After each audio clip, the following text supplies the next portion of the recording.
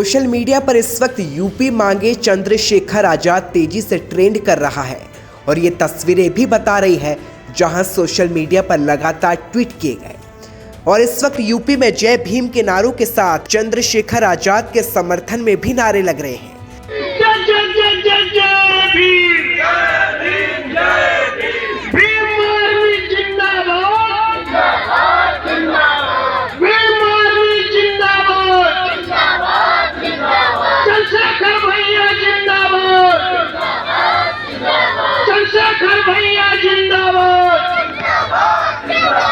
भीमसेना के चीफ चंद्रशेखर आजाद और समाजवादी पार्टी के बीच गठबंधन तय था, लेकिन नहीं हो सका।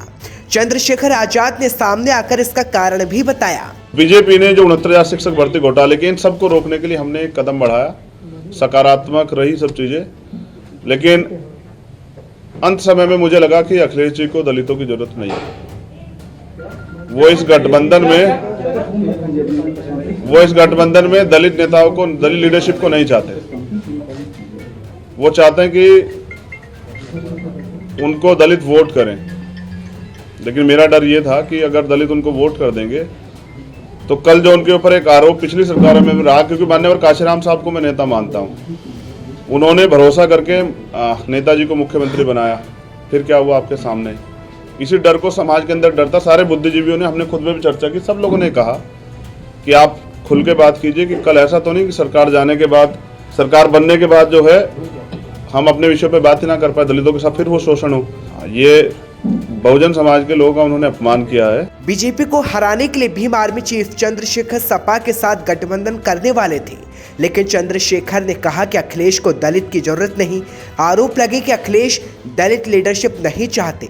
अब देखने वाली बात यह है कि चंद्रशेखर क्या अकेला चलो की राह पकड़ेंगे या फिर गठबंधन कर पाएंगे।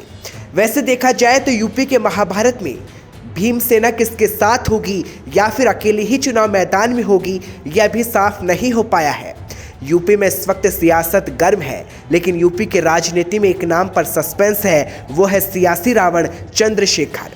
वैसे तो अखिलेश से बात नहीं बनी या फिर अखिलेश ने उनकी शर्तों को नहीं माना, लेकिन यूपी चुनाव के लिए भीम आर्मी क्या करेगी ये देखना होगा। कभी मायावती के साथ तो कभी अखिलेश से मुलाकात की खबरें उड़ी और खबरें तो ये भी आई कि कांग्रेस से भी मुलाकात हुई, लेकिन कांग्रेस ने ऐसी किसी भी मुलाकात से इनकार किया।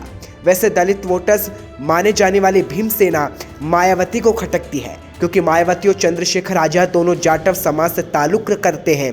लेकिन इस बार दलित किसके साथ होंगे? क्या चंद्रशेखर आजाद जाटव वोट बैंक में सेंध भारी को तैयार है? ये बड़ा सवाल है। वैसे आप ये जान ले, भीम आर्मी दलितों के लिए काम करती आई है।